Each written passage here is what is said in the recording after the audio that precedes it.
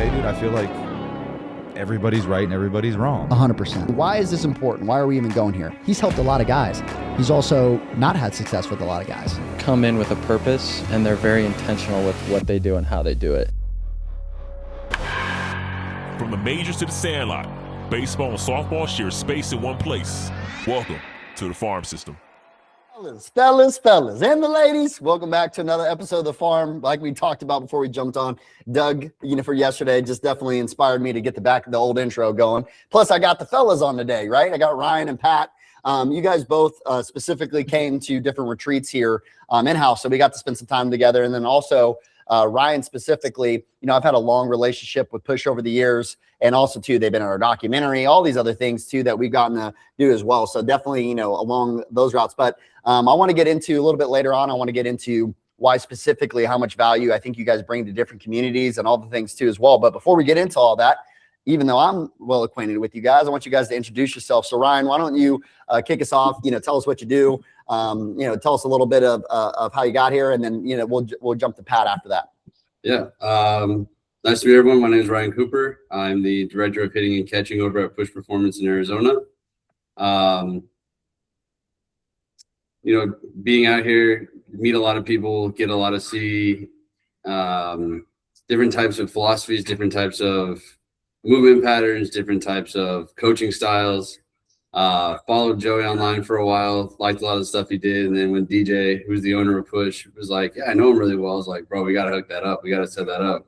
It was really cool. Learn a lot of stuff from you, man. It's fun. Yeah, no, awesome. No, I appreciate it. And, again, it's been great. With that, like I said, I've known DJ for years. Great. Again, the same thing from the strength side. They've also added in a lot. And also, I've learned a lot from DJ as well. And Pat, I want you to also introduce yourself too. And also from that, kind of give everybody a breakdown. I know you got a couple different things. First off, Pat, when he came out here, he hooked us up with a bunch of gear. So I'll be wearing his hats, and you see me with his shirts all the time when I'm making content and stuff like that. That came from Pat. So we all got love for Pat in that way. But Pat, yeah, go ahead and give us an intro. Tell everybody, who you are, what you do, etc. Yeah, I'm Pat Biondi from the Detroit, Michigan area. I played at the University of Michigan and in the Mets organization. And then when I got done playing, I started to coach and started what is now Elevate Hitting, kind of different iterations, the Elevate movement. Joey, I gave you a bunch of hats and shirts, and we kind of passed some stuff out. So there's a couple different pieces of it, but I would say my two main roles for my players are hitting coach and just helping guys show up mentally as the best version of themselves, compete with freedom. And so I think my journey has kind of been to continue to evolve and learn some of the deep dives like we did at the retreat, but also simplified as much as possible so guys aren't overthinking, overcomplicating everything, and just help them clarify what they're doing and show up as the most competitive, best version of themselves. Yeah, no, love that. I think you just kind of walked into one of the first spider webs I wanted to talk about here is like you mentioned, I think a lot of coaches, again, we understand the value, simplifying for your athletes, kind of giving them a direct, simplifying their path, all those things too as well. One of the things I also talk about, and I know this is true of both of you guys, is how important it is for coaches to go deep so that they can deliver things in simplicity, right? I think in the same way for, again, our players, they don't have enough time, or also too, the other thing is how much time it took us to learn a lot of these things so that I can come and give it to you in a very simplified fashion. I think any type of teacher is the same exact way, right? They're super knowledgeable and what they do, but then when they're delivering it to you or helping you understand something, they try to make it as simple along the way. And so I think, one of the things I wanted to bring up, I'll throw it right back to you, Pat, since you kind of talked about that, right, is, for you and especially from, not the experience that you've had, not only as a player, but also now into the coaching side, what would you say, why was it important for someone like you, to want to come to, like a retreat or something, like not even just specifically a retreat, but like, what makes you want to go deeper of understanding more, from growing, from, learning, all those other things? What is that for you? Why is that important? I think as a player, I kind of was in that era where Donaldson and some of that stuff getting on plane, became popular or was like just starting to emerge. So I was learning a lot of that on the fly and trying to implement it. And I think as I started coaching, I realized some of the things I thought I knew or understood, I didn't really grasp or was misunderstanding them. And I think the further I went down, you know, when you're coaching, you see a lot of similarities between players, right? And so I think being able to identify what was happening from a body standpoint and have a little bit clearer way to communicate it, a little bit clearer idea of how to address it, was something that I wanted to improve on as a coach. And I've been following your stuff for a while and really liked a lot of the farm board stuff, like the actual tools themselves. I'm not a huge gadget guy, but those were one of the first things that for me made sense. Where when I first started to try to swing on them, I was like, okay, all of my swing inefficiencies are coming out, and like I can't even take a normal swing here. So I could one be like, all right, these are just dumb. Or I'm watching people take regular swings with them. So obviously there's a way you can do it. I've got to figure out how to use my body to be a little bit more balanced, to rotate more from my core instead of like pulling off with my front side. And I think it just made me start thinking about the swing and how I was using the ground and what hitters are doing to create speed a little bit different. And I just wanted to go down that path a little bit more and have a better understanding of how the body produces those movements. Yeah, no, love that. And then, you know, obviously, Ryan, from your side, you get to work in a great work environment in the sense of having strength guys in-house. You guys are, you know, side by side with some of the strength and also hitting at the same time. And while sometimes that could also add its own hurdles and other things to work through too as well, at the same, you know, there's so much that can be learned, you know, and that communication of like, hey, ultimately, we're all trying to get after a certain level. We're trying to help them perform, right? And I was talking to Doug about that yesterday. He was talking about when he was at the event, one of the biggest things he took back was he went back and was like, with the strength coaches, is like, look, we got to get all on the same page. It made me realize how important it is. You know, again, what we're doing in the weight room does have a massive impact on how these athletes perform. But what have you seen, Ryan, just from your perspective too, as well? Like I said, I refer to DJ all the time. Again, he even was programming for me specifically at one point, where he was helping me with some crossbody stuff. I really like some of the programming and how he goes about things. So what would you say from your side, you know, from that environment, how much that's kind of helped you with your hitters as well? Yeah. I mean, being here as opposed to like I coached in college for a little bit, and like when you have a college strength coach, like you said, your retreat, like half the time it's like football or like, you know, wrestling lifts. And it's like, and we don't really move that way. Like we need to be able to get tension out, not continually maintain it. So like having, you know, a PT staff here, having a strength staff, like we're able to incorporate kind of different tendencies and like inefficiencies we see. Like we'll have guys that be like, you know, he can't get in his back hip. Let's add some like activation stuff. You know, we did it with one of the big league guys, had a torn hamstring a few times. Like, hey, he really can't feel this. Like we need to add a little extra activation stuff for him. Like let's let him feel this before he gets in here and starts hitting. So that way, when he gets into season, you know, 162 games, like your body feels like crap at the time. So like, how do we get him to feel what he needs to feel without overwhelming his body and making him too tired to play? Yeah. Like, how do we allow him to move efficiently, move correctly for his body, not just what some guy online or what I think it should look like? Like, what did God make him do? So like, let's allow him to work the way he needs to. And it's cool being able to immediately walk over, you know, 30 steps and talk to one of the strength coach and be like, hey, this is what I'm seeing. Like, is this what you're seeing? You know, why is he doing this? And they'll be like, oh, well, yeah, he has a really bad IR in his right hip. And you're like, well, that makes sense to them. Like, why we can't get into this position, or like why we can't hold this. And it helps a lot having that immediate feedback instead of, hey, I know your strength coach doesn't understand baseball at all. And like, good luck, brother. Like, for sure. Well, and I think that's one of the, you know, a major thing too as well, right? Like Pat, you kind of mentioned that of not only letting the players play free, but there's a lot of things that you can have 50 cues going on. I'm trying to do this. I'm trying to do that. I'm trying to do this. But some of those things that you're fighting are literally physical restrictions that you have in your body, right? Like let's say, Pat, for example, let's say what like Ryan's saying, this guy has an IR issue in his back hip, right? He can't get into his backside. So he's jumping all the time. He's always feels like he's on his front side. He always feels like he's shifting. He always feels like these things. So now he's got 6 cues, right? And he keeps, and then he's beating himself up, right? Because he's not doing it. He's trying to do it. He's cueing himself to do it. His coach keeps telling him to get into his backside over and over and over again, right? And those things aren't happening. And so, obviously not only from a mental health side, but also too on the other side of that of like, we talk about mental health. We fail so much in baseball. We all have had that, on that side of the game, right? Is that a lot of times I think it brought a lot of clarity for, for me to also have for my athletes, is to help them understand like, hey, instead of saying like, back in the day, we just, if you couldn't do something, it was because you didn't know how to compete. You didn't, I could go, everybody's heard that one, right? You got to know how to compete. You got to make adjustments. You got to, do all these other things. And meanwhile, as I got deeper into it, I'm like, oh, like, well, no, that guy literally has a physical restriction. And that's why he can't do it, because his body, from a hardware perspective, literally can't do that. Right. And then, so that changes, quite a few things too, as well. And I think, the reason I want to throw this kind of back to you, Pat, is in this way, just because I know that you come from this side of things too, as well. I think a lot of people think, and again, I think more so with I think retreat in general. And again, of course, there's so many things that we've all utilized to kind of shape our eyes. What would you say, not only just from an X's and O's standpoint, but what would you say, like when you came out here, and again, when you continue to invest in some of these, growth opportunities, get in these rooms or other things, like how does it shape your eye and like perspective as a coach? And like, what did that like kind of change for you, just again, being around like the community that was out here when you were out here, Pat?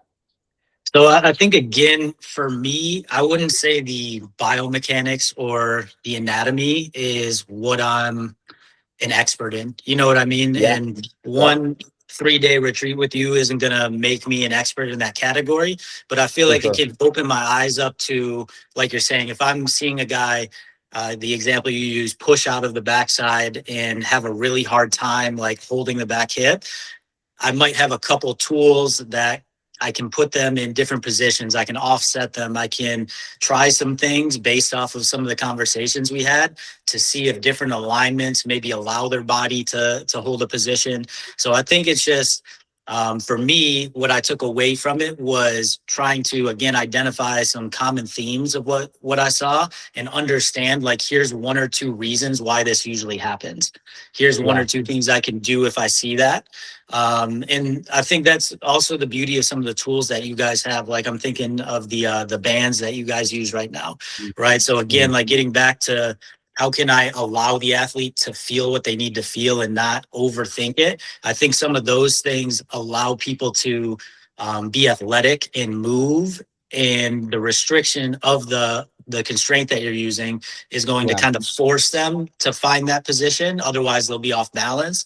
And then you start to correlate, all right, here's what I need to feel to get here. And obviously, like, we can go into how the feels change and all that stuff too, but it at least gives them a baseline of, oh, before I was trying to get here this way, when I'm getting pulled in this direction back this way, I felt my hips hinge a little bit more, whatever the case may be, Yeah, no, I love that. And I think, like literally, like you said too, is like, obviously, and just for clarity too, one of the things is, we were talking about this before we jumped on, but Pat and Ryan came to different retreats, right? So this is actually the first time the two were meeting, but also too, on the other side of that, I think they bring very unique perspectives, right? Because Ryan, like you said, right, where you're inside of a facility, right? You have the strength coaches sitting right there, right, too, as well. Pat, primarily, correct me if I'm wrong, Pat, but a lot of times you're in a cage one-on-one with an athlete, and you might have a weight room sitting right next to you. And also too, you might have more limited time, more in a lesson type format or something like that, et cetera, right? Or Ryan, you more work in like groups, right? Where guys come in, they kind of flow in through their memberships, things like that, correct? Yeah, we kind of mix them both. So we have like some one-on-ones, which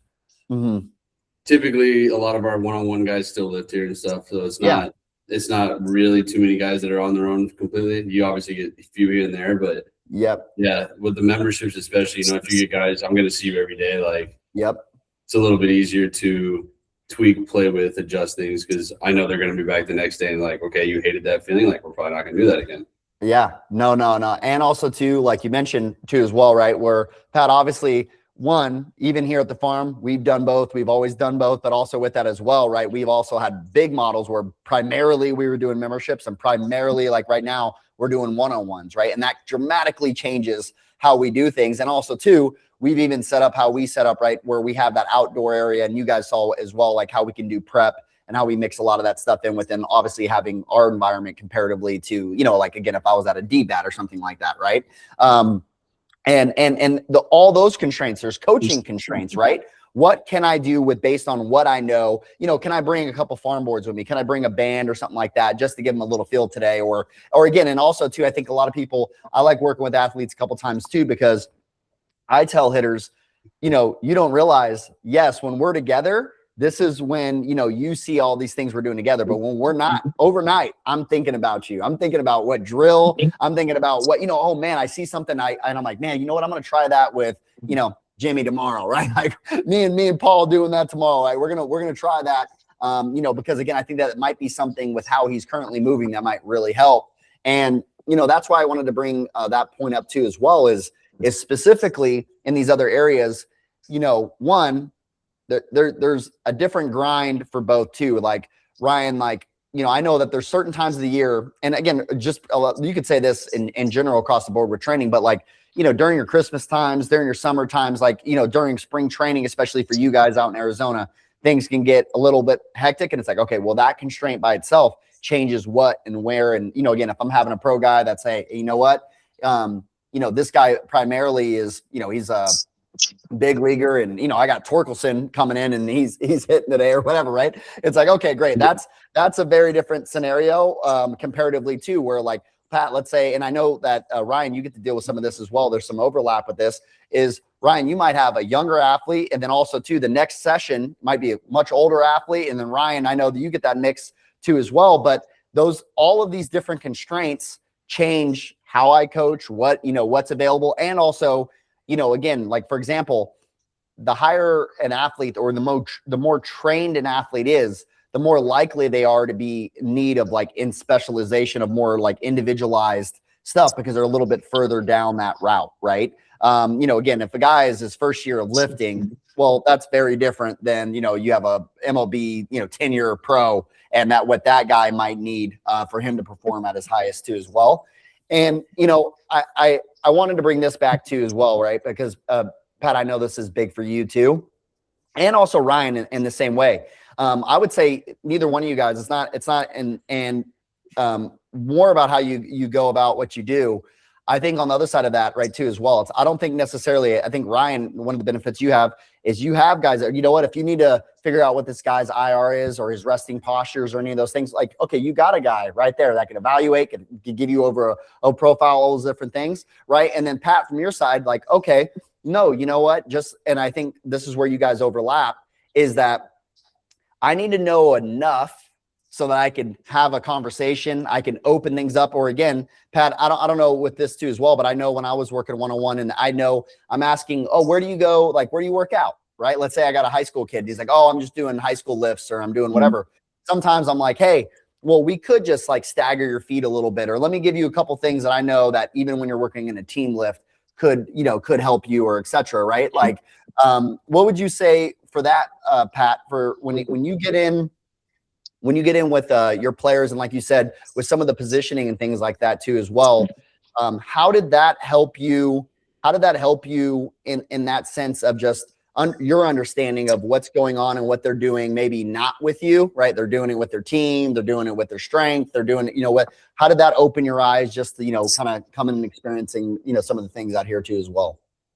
Honestly, that was maybe the biggest reason that I wanted to go out there, was because I thought one of the areas that's lacking in baseball is that overlap between what we're working on in the cage and what we're working on in the weight room.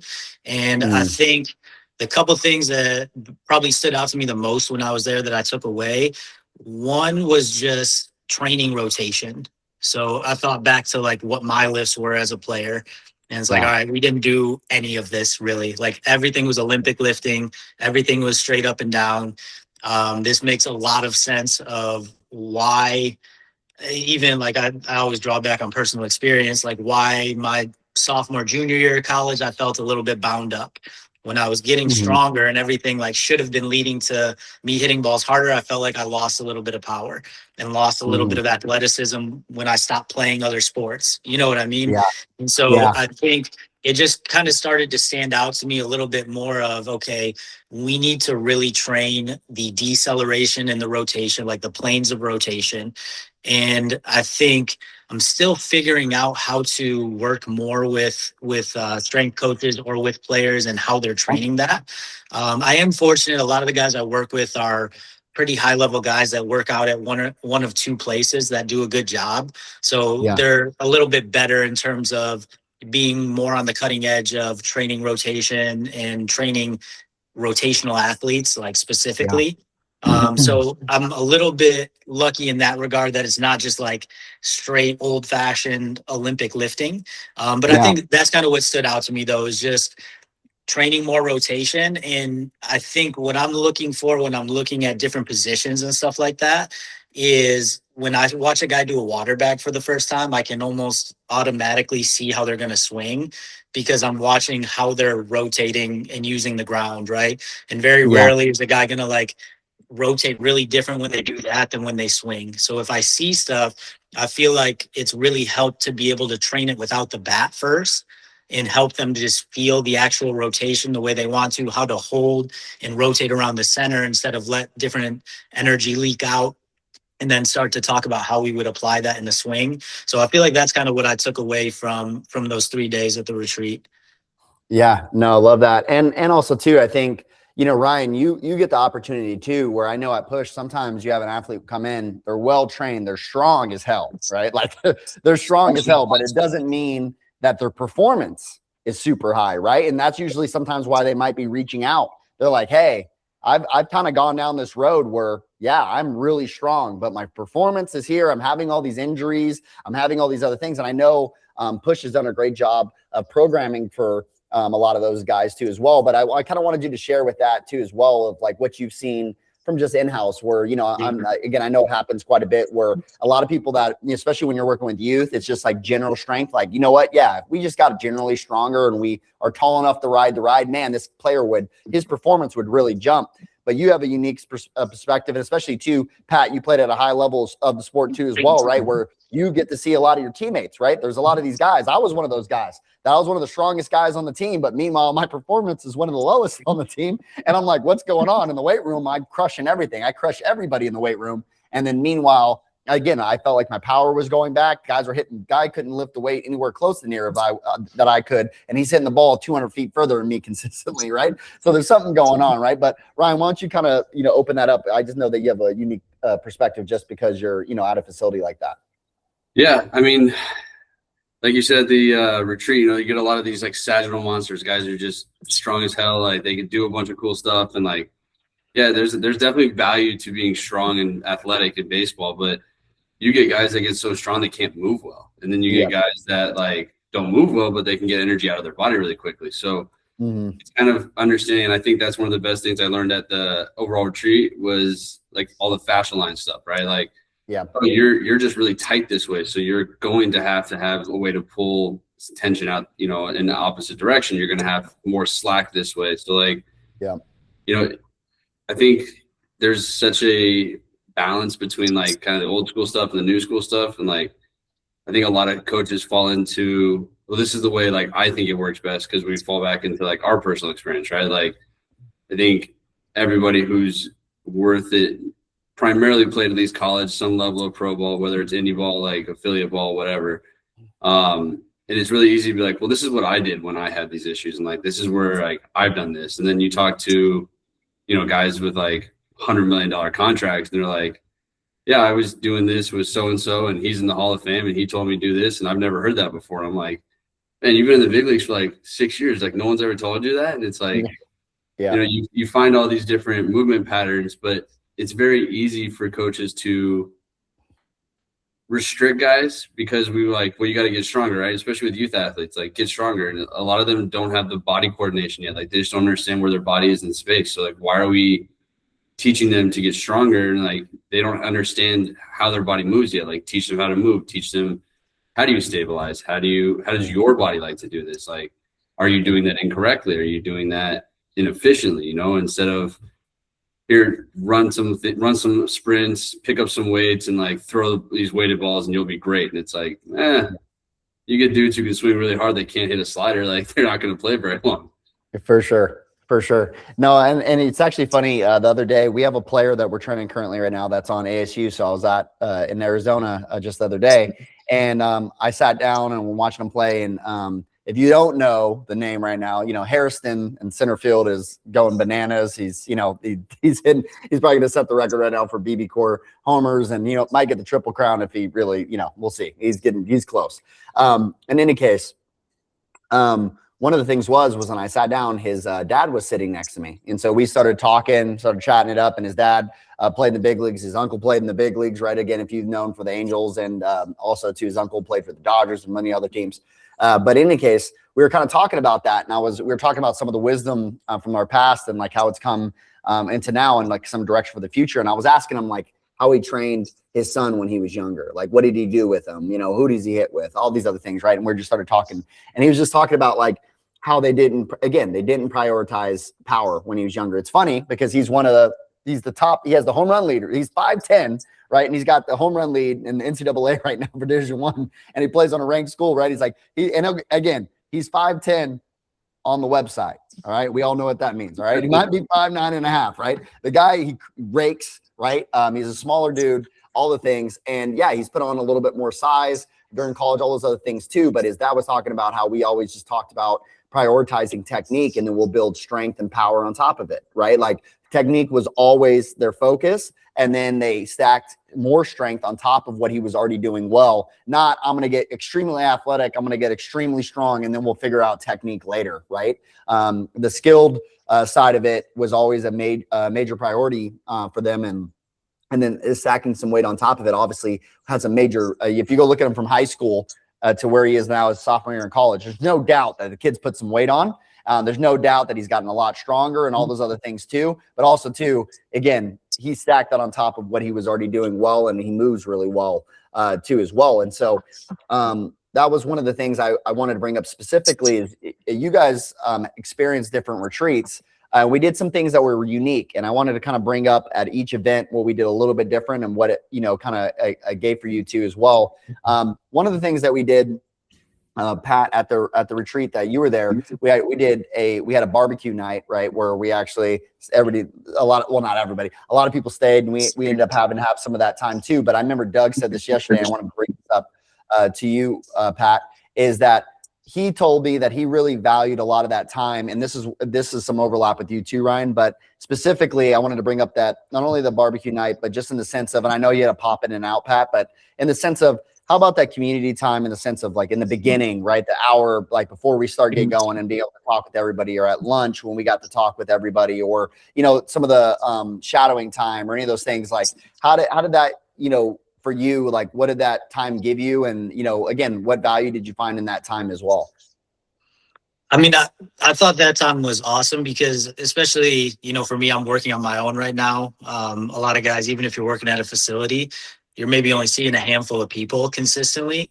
And so just to be able to network with some other people doing their own thing in their own way in a different part of the country, I thought was pretty cool to be able to listen to people talk about what they're seeing as a coach. What, as coaches, we all have like these different phases where something's standing out to us. Like we're really focusing on this one part of the swing, or we notice something we didn't notice before. And that's like what's really catching our attention. So I think it was cool just to hear other people talk through where they were at, what they were focusing more on, and getting to kind of share some of those experiences and just kind of connect with the people, and then use baseball as the medium for that.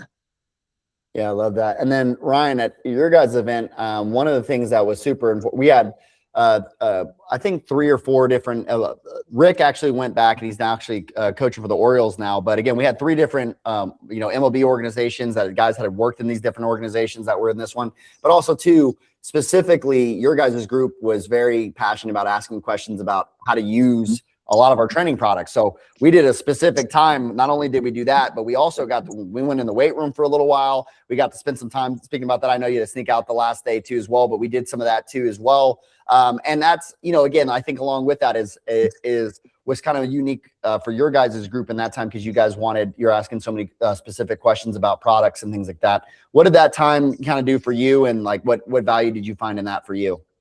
Yeah, I mean, being there with, like you said, you got a bunch of dudes who've been in organizations. You got like D1 coaches. We had softball coaches. So it was cool to get different perspectives and like kind of talk about how do you guys use these tools? Like, what do you do with it?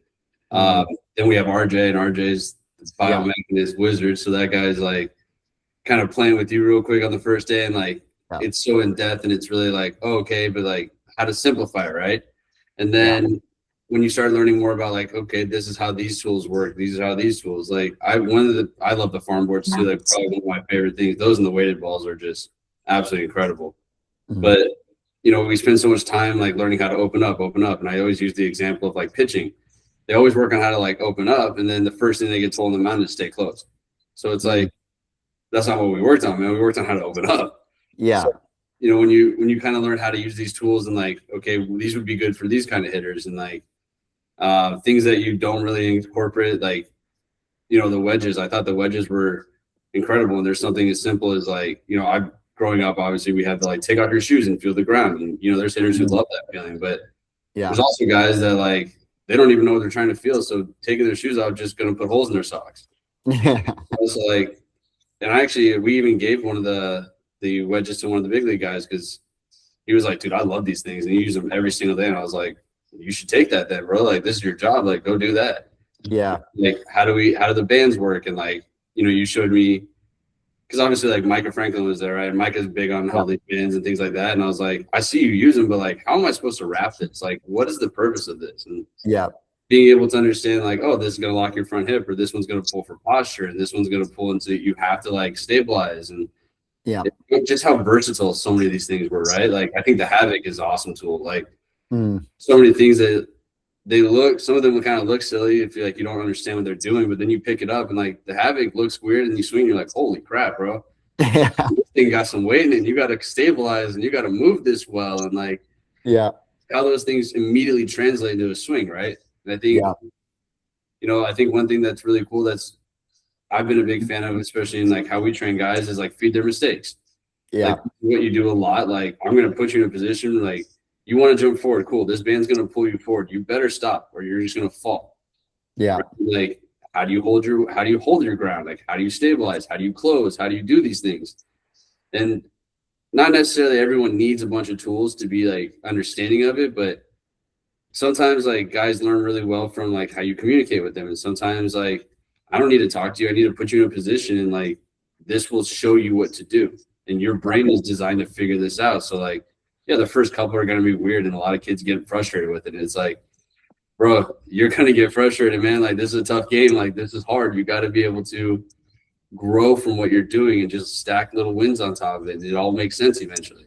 It's cool, like you put a band on a kid and he can't stop opening up, and then you take the band off, and all of a sudden he stays closed, and it's whack, and you're like, there. And then you get this like, you get those big smiles, and they're like, I get it. Like, I get it. I feel this. Yeah.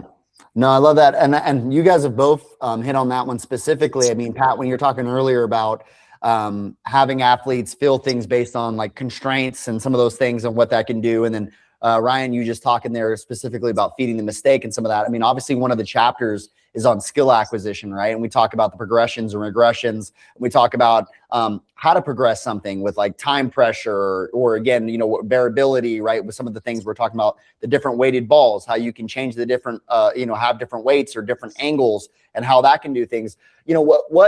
Specifically when I know obviously as a hitting coach, the skill side of it's very important, and how we progress skills and some of those things as well. I think that that can be, super powerful in a lot of different ways of incorporating from that too as well. So like, what would you say, from that side, because both of you guys have both hit on how important that is. And I think that's the other thing. When I was looking for skill acquisition stuff and learning how to progress, like as coaches, we grow up watching other coaches, and we know how we learned, and we know how to like present things in different ways. We're also naturally kind of good at a lot of things at skill acquisition, but at the same time, there's not as much of a structure, right? Of like, oh, that's why this is like, yeah, that makes sense, because that's kind of how I build things up. We go from tee to front toss to hitting off the machine. You know, like there is a progression of it gets harder as we go, right? As how we develop over the leagues and things like that. But what would you guys say from that side, from some of the structure, from like skill acquisition and like learning some of those things? You guys already hit on it a couple times, but I was just interested what maybe you guys pulled away from some of that stuff. I think for me, that was one of the other things I was interested in, because I felt like there was a better way of forming the habits we want off of velocity. And I think one of the things that we talked about was not just doing drills off the tee or off of flips, but maintaining that through BP, through the machine. And I think that was one thing that stood out that I had already started to do a little bit, but it just kind of confirmed everything that I believed. Like, okay, if a guy is changing their swing as the velocity goes up, let's maintain some of the things that are helping them move the right way and build the habit that way, instead of just throw them into game environment and expect it to change, right? So I think that was one thing that stood out. And I think the other thing that I probably use equally as much is, like, if they're not handling it as we're going up, then we need to step back. Like there's a time to, like, we do have to train getting in the box with velocity. We do have to like get into that uncomfortable environment and learn how to deal with that.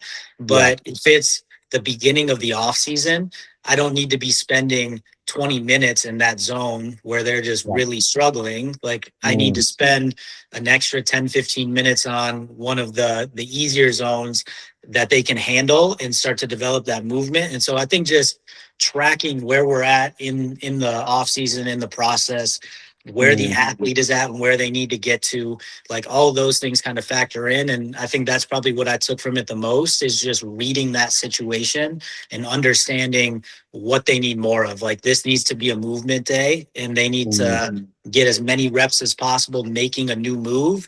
Or like, hey, we're moving pretty well right now, let's test that and let them struggle a little bit and get feedback and kind of learn from that. Yeah, before we move on from that, Pat, I think that's, right on the money. Is that again, a big thing people don't do is they don't continue to do drill work off the machine, right? Or off of batting practice or off of live arm. I've even done that. I've done, when we have an environment like Ryan's in, where I have a live arm, the guy's throwing to the guy. Why can't we do a drill right now while you're hitting off live? Does this matter? Is this stat? Is this something that you need? Like the whole point is when the season starts, that's when I need you to perform, right? That's when you want to perform. So right now, if we can add a constraint, like why can't you hit off a live guy with a farm board underneath your back foot? Well, and I mean, look, the reality is like the toughest part about hitting, especially at higher levels, is the ability to relax and control the body, right? Like, can I anchor into the ground, be slow with my movement? So anything that's going to help me feel that is going to be valuable. And again, it's like, what are you using it for? Are you trying to hit a ball 400 feet right now? Or are you trying to feel how to minimize some of the movement and rotate from the right spot, put force into the right spot? Agreed. You know what I mean? So I think that's the other part that's nice when you are working with individuals or like a couple guys, is you can talk through some of this stuff a little bit more in depth and help them understand why we're doing things and how to go through the drills, instead of just do the drill with the wrong intent and then it doesn't really give you the benefit that you're looking for. Yeah, no, I think that's great. And then like you mentioned too, the other part is in baseball, and also too, I'm going to be honest, it's just my ego, right? It's the same thing. We start progressing and we never want to regress and go back to what we were doing. We only want to stay right where we're at. And you hit it right on the nose about how important we talked about when to regress, when to progress, right? What signs to pick up on, and like where my athlete's at, right? When do I need to go? Is this too easy for them? Are we spending too much time here and they've already mastered this level of skill and we need to move on and we're just wasting training time? Or again, do we need to actually, we've gone a little too far, right? And we need to make this more personalized to them. And you know what? Maybe we stepped up to this. And then also, obviously, again, maybe I'm biased in this side, but I think the blending, like, you know, the ability to blending skills becomes so important too as well. Maybe I do one of these, then one of those, or three of these, then three of those, or one of each one of these drills. And then we get that to stick. Or again, like I said, we'll go live arm. And sometimes I used to make deals when I was on the private side. I would say, hey, you know, how, like, let's say I would talk to our pitching guy and he would say, hey, we're going to be, let's say 50% fastball today or whatever. Right. And I'd be like, okay, well, our guys, we're going to, you know, like maybe I want to do, when he throws his fastball, I want him to do a drill and I'm going to have him hit live velo while he's doing like a reverse leg kick or something off a guy throwing 92 or something. Right. Okay, great. And then now when he's going to his breaking ball, we're doing a normal swing and, you know, again, he's maybe trying to just hit a ball off or whatever, right? Whatever we come up with, what's going on. But I think in that same way is we can get a little restricted by just more of the, you know, baseball is very, how would you call it? Like not just traditional, right? That we can fall into tradition and we can continue to do things all the time because that's just how it was when we were growing up, rather than like, well, yeah, but what's the best way to help the athlete in front of me? Like, how does that guy get better? Not necessarily like, what have I done? And I'll use some of that, you know, again, it's not that we need to throw away anything that we came up and we learned. There's wisdom in it, but also too, we can stack more on top of it and go, I know when I was coming up, anytime the machine came out or we're hitting even batting practice, we were doing no drills.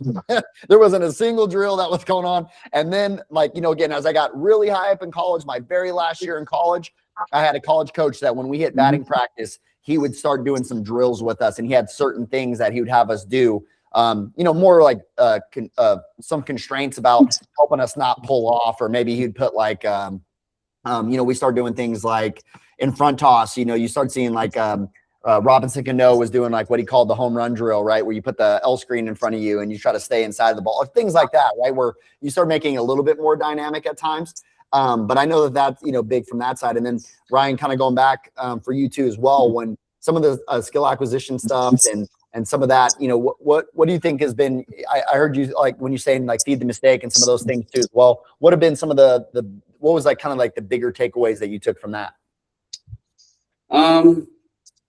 So for me, I think a lot of it really correlate or resonated with like understand your athletes.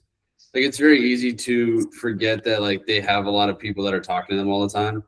Like I've had players come in, like we'll work on something for a few weeks and they'll start progressing, and all of a sudden their coach is like, well, I don't like the way you stand. So they start messing with it. And it's like, you know, we don't go backwards, because it's like, well, I've already done these drills with you and like you should know this. And then it's like, yeah, but they're being forced to do something different that if it works for them, sick. If not, like now we got to figure out how do you balance this? Because obviously you can't tell your coach like, I'm not going to listen to you. But I always try to remind players too, like at the end of the day, your coaches want to help, right? They want you to do good. They want you to succeed. They want to win games. So even if you just say yes and then do whatever you really want, like if you do well, they're going to be like, sick, look what I did. And like I tell them, let them take the credit. Let them feel happy about themselves. Like, that's great. Because then you'll know, like, yeah, you're telling me I need to stay back. And like, if I stay back, I suck. So like, I need to actually really get like turn into my front side instead of push off my front side. So your coach will be like, yeah, look what I did. Like, that's awesome. And like, you know, we have to be able to teach them to be their own coaches. Right. And I think that's one thing that the Micah said that was really, really cool is, you know, I'm trying to coach myself out of a job. Right. Like my job is not to make you have like an addict mentality where you have to come back to me or to your whatever coach it is. My job is to teach you how you move. And like when you're in team environments, right, you're going to have, you know, you use the example of like machine. There's guys who do really well off velo. It helps them, like they can't think. You got to like synchronize, just go. And you get guys who get sped up and they just suck off velo. And like no matter every single time you do velo machine, they're going to be bad. Yeah. And you need to teach them, like, yeah, if coach has that for your practice day, you got to do it. But like, you should probably hit a little later and do like maybe some like slower machine and just feel your rhythm again. Right? Like, what do you need to do to be successful? Not, oh, I failed at this drill, so that means something's wrong with my swing. Like, no, you failed at the drill. Like, good, move on. You know, keep doing it, keep understanding. Like, put yourself in uncomfortable situations, but every day doesn't have to be uncomfortable. That doesn't mean every day needs to be feel good BP. Like, look how far you can hit it. Like, sick, dude. But the game doesn't always play like that. You can hit the ball 100 miles an hour and get out, bro. You can hit it 11 feet and get a hit. Like, the 100 miles an hour out's way better than the 11-foot single. Yeah. But you know, baseball's become very result driven, right? Like we have cameras in everywhere, like all these high school fields now and colleges, they've got here's 13 angles of your swing, and like, you know, everything gets thrown on YouTube or Instagram, and like it's easy to forget, like you're looking at highlights. Yeah. You know, Judge hit 62 home runs a few years ago out of 594 plate appearances, man. Like, yeah, it's like 600 at bats in the big league, 62 home runs, and you think in your 100 games you're going to hit 30. Yeah. It's not realistic. If it is, like, awesome, good for you, bro. But yeah, that's not the reality of the situation for most of us. For sure. I think a perfect example of that, right? If you look at somebody like Harrison right now, right? It's like crazy stats, all those other things. But I've watched so many games because, you know, one of our guys plays on the team. I watch him all the time. And there's so many things every day. And even when I was sitting there next to his dad, it's like notating all these things he could do better every single day, right? There's so many at bats where it's like he gave away a pitch. He had a foul ball on a ball. He could have squared up. There's like, or again, he overswung in this situation because he's trying to make up for a defensive mistake he made in the outfield the inning before. Like, you know, like all these little things as a player, we can continue to get better. And that kind of leads me to my last question for you guys here, right, too, as well, is like, you know, and we'll start with you, Ryan, here is, what do you think about, like, again, we talk about this with players, but how important was it for you to, one, prioritize something like this, but also just continue to grow, period, and continue to learn, period. And like, you know, we say this, and we try to create this culture with our players that they're thinking this way. We tell them how important it is for them. But as a coach, you know, what has that like been like for you to, like, again, prioritize things like this or continue to develop as a coach? Oh man, it's astronomical, right? Like, the ability for us to grow and understand, the more things you know, the more you can relate it, right? The good coaches can take super complex information and make it very relatable. And if I can only regurgitate like what I've heard before, like what I saw online, I could mess you up worse than if I did just shut up and let you do what you were doing. So I think, you know, growing and continuing to study and be a student of, like, you know, once you know, you have to be a student of the game to play, but I think that needs to carry over into coaching. Like, there's guys, you know, we'll watch big leaguers, and I've had conversations with guys currently in the big leagues that are like, well, my hitting coach is telling me to do this. And it's like, yeah, your hitting coach was like a phenomenal big league player too, but you don't move the same, bro. One, you're on the different side of the plate. So like your body's going to do something different. Like, you're a guy that likes to stay in that box. You can't get a big stretch. Like, he needed a big stretch. Like, if you do that, it's going to mess you up. And like, but at the, you know, if you don't understand what you're doing, you're not going to be able to explain these things to guys, right? Because then you're going to just be like, well, he must be smarter than me. Like, he's a big leaguer. Like, he may not be wrong, but he might be wrong for this specific instance. Yeah. So like, the more that you can develop and grow your understanding of things, one, the more confident you can be with what you talk about, because you'll actually be coming from experience and wisdom, as opposed to just like, well, this works for me. But you'll also be able to really make it make sense to guys, because you'll be able to change, you'll be able to come up with different examples, different analogies. Like, you can make it relatable to things that they actually understand. Like, you know, there's kids who play football and baseball and basketball and all these different sports, and you got kids that don't do anything besides play video games, right? So like, if I need to relate this to a video game to you, I better understand what I'm talking about so I can make it make sense, as opposed to, well, I watched this video and like, you have to do this drill and like, this is going to work because, you know, well, Mookie Betts does this. And it's like, yeah, well, I don't know if using, you know, a unicorn kind of a hitter is the right analogy for this guy. Yeah. Love it.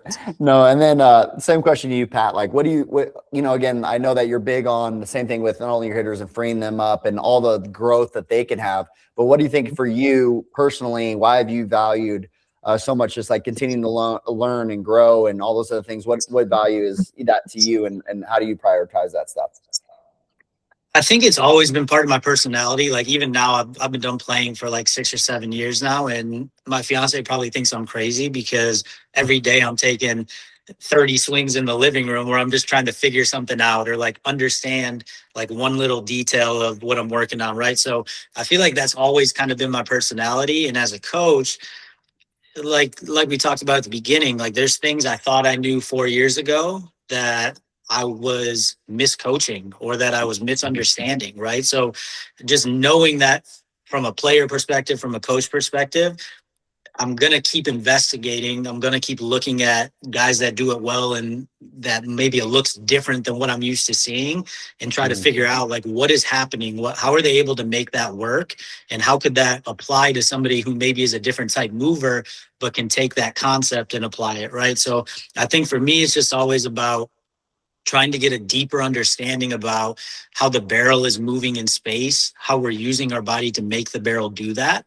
And I think that was one of the big shifts for me too. Instead of everything being about the body, at the end of the day, it's about what the bat's doing, right? And so when I started to shift my perspective on everything being about like this part of the movement and turning here and like stopping against the front side, and started thinking more in space, how am I getting the barrel from point A to point B? To me, a lot of it informs the hitter on how they need to move, right? Like if a good athlete understands what they're actually trying to do with the bat, a lot of times they can organize really easily just by shifting that thought of, oh, before I was trying to make it do this, now I'm trying to turn it a different way. My movement's going to be different. And a lot of times like the mechanics clean up. So I think for me, just trying to understand those details so I have more language to talk to guys and to communicate what I might think or understand to fit where they're at is the goal. Like how many different ways can I access this point that I'm talking about so that it lines up with what this guy needs to hear right now or how he's thinking about it, and just gives me more options instead of just like, hey, we have to turn behind the ball. We have to turn from the core. You know what I mean? Yeah. No, love that. Yeah. Great. Well, no, I appreciate both of you guys jumping on and you showing your perspectives. And also too, like I said, it was cool to kind of just connect you guys too, because again, I know you guys had been at different events and doing the things too as well. But anyways, yeah, why don't you guys we'll kind of wrap up with this. Ryan, if you want to kind of tell people where they can find you, any social media stuff, any of that, and then Pat will go to you right after that. Yeah. So if you're in Arizona, I'm over at Push Performance out in Mesa. Online, my hitting is Kingdom Catching and Hitting.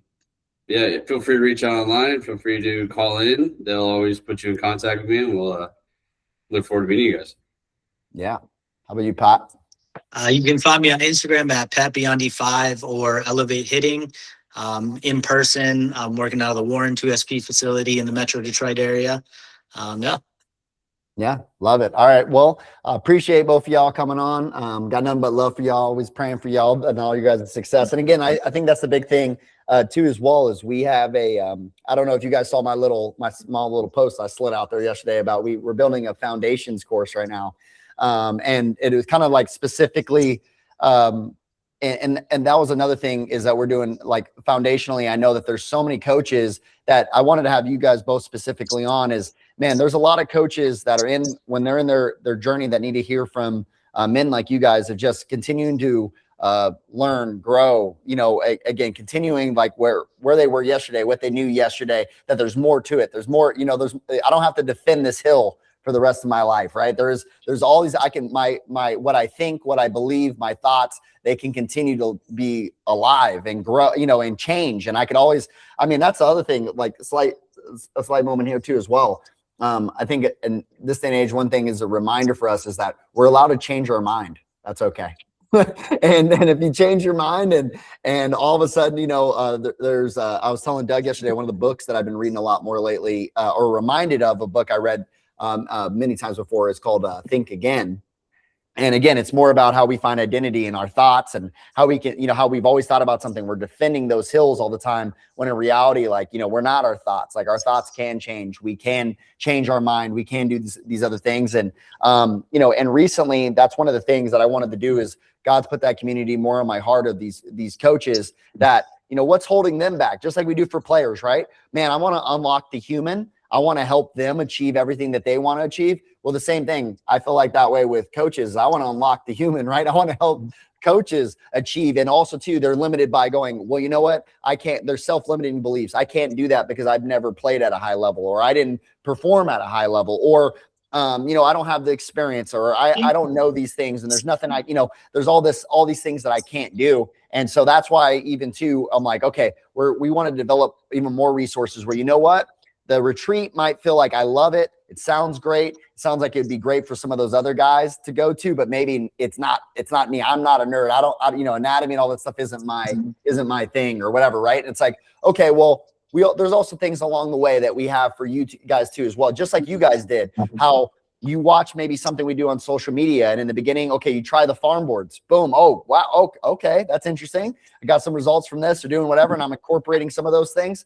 And you guys have been able to make that connection kind of earlier on. And then, you know what, a retreat or something like that happened later on down the road where like that made a lot more sense. Right. Or again, in the very beginning, right. Like, Pat, I know when we were doing those selections, right. And we were going through the things, right. It's like, man, like, that's cool. Like it was just, it just so happened, everything so happened to line up, with it. But at the same time, we want to continue to help coaches, especially, like I said, those are the ones that God's really put on my heart lately. And again, I thought that you guys within our community would connect with, even if it was one person, I thought that you guys had some valuable insight. I also wanted to push some people towards you guys too, as well as it's to learn along that journey as well. So I appreciate you guys jumping on and spending some more time with me for sure. Absolutely, man. It was fun. Yeah, I appreciate you too. Like the retreat was awesome. We had our whole group had a great time, and it was good meeting Ryan today. Maybe we can connect off air too. Yeah, we'll definitely be in touch, man. Cool. Sounds good. Awesome. Thanks, fellas. Thanks, guys. Have a good one.